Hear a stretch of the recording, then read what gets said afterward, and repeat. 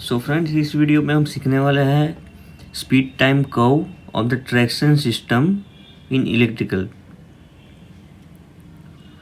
So first of all इसकी definitions क्या है हम जान लेते हैं। Speed time curve of the electrical train operating on passenger services shown in the below diagram. So इसमें टाइम्स के पीरियड्स दिए हुए हैं 0, T1, T2, T3, T4, T5 ऐसे लेके हमारे पास 5 पीरियड्स है टाइम्स के। 0 to A, A to B, B to C, C to D, D to E।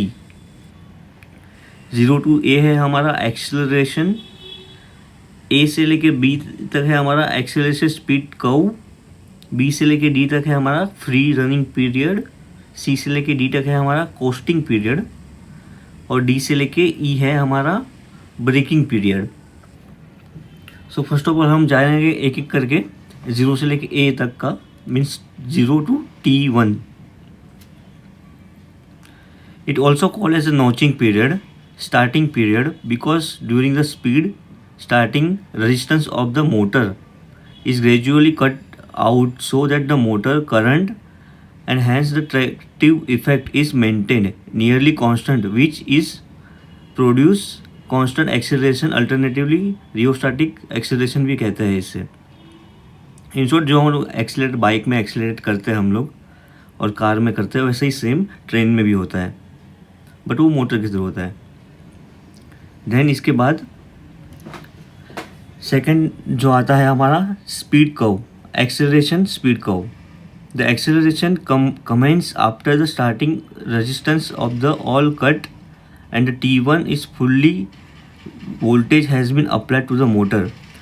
Means जैसे ही हमारा जो स्टार्टर रहता है ट्रेन में, जैसे लोको पायलट को जो आगे जो हैंडल बढ़ाता है वही हैंडल हमारा स्टार्टर रहता है। तो जो स्टार्टर हैंडल रहता है उसी के थ्रू रेजिस्टेंस हमारा कट डाउन होता है और बाद में पूरी मोटर को फुल वोल्टेज मिलती है। जैसे ही फुल वोल्टेज मिल जाती है मोटर को, वैसे ही हमारा एक्सेलरेशन पीरियड में आ जाता है A to B कर्व में। जैसे आप पॉइंटर शो हो रहा है यहाँ पे A to B कर्व में acceleration period. Then after accelerate हो गया, ट्रेन ने पिकअप ले लिया, फिर फ्री रनिंग पीरियड है। इसमें हमारा जो ट्रेन है, the train continues the running the speed reaches to T2 level पे आ जाएगा। It represent the portion of the BC in the figure. जैसे जो हमारा B और C है, वहाँ पे कांस्टेंट स्पीड पे हमारी ट्रेन चलती है, स्पीड वेरिएबल हो भी सकती है। और उसके बाद आता है costing period, C to D curve, C से लेके D तक का पार्ट, मीन्स T1 से लेके T3 से लेके T4 तक। Power of a motor is cut off at T3, means T3 पे हमारी सप्लाई मोटर की कट जाएगी और ट्रेन अंडर रनिंग मोमेंटम। जैसे ही हम जो एक्सेलरेशन हासिल किया था और ट्रेन हमारी मोमेंटम पे चलेगी। जैसे ही हम लोग ब्रेक लगाने वाले रहते हैं, उसके पहले वाला पार्ट जो आता है जस्ट, उसे बोलते हैं momentum. The speed gradually fall due to the friction windage. So उसके बाद आता है D से लेके E कर्व का पार्ट, ये वाला पार्ट हमारा D to E braking period. तो ये हो रहा है हमारा speed time curve of the traction system. ये जनरलाइज कर्व है, ये जो हमारा पूरा कर्व है ये है जनरलाइज कर्व। ओके, सो अभी हम जानते हैं 3 हमारे पास सिस्टम्स है, city, suburban and main line services. Practical का ऊपर दिखा है वैसे तो नहीं दिखता है। सिटी का वो देखते हैं हम लोग, speed time curve of different services. City way relatively value of the acceleration and retardation are high.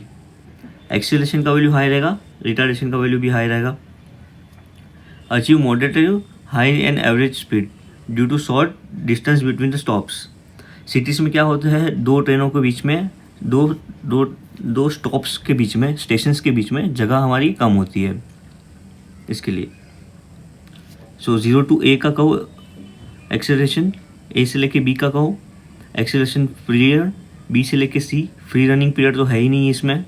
Okay, costing period आ जाएगा directly C to D braking period. और जो ये हमारा सेकंड जो यहाँ पे दिख रहा है वो है हमारा सबर्बन का कहो, थोड़ा सा ही डिफरेंस है, सबअर्बन में खाली हमारा कोस्टिंग पीरियड लंबा है, और मेन लाइन में हमने बी से लेके सी का कर्व मिल रहा है।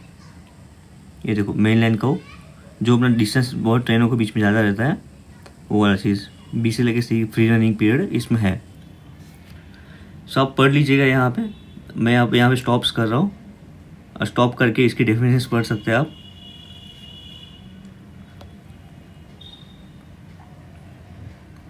ये है मेन लाइन कर्व सर्विस, मतलब main line service. Thank you for watching the video. Subscribe कर लीजिएगा चैनल को, आगे और भी वीडियोस डालेंगे हम। Thank you.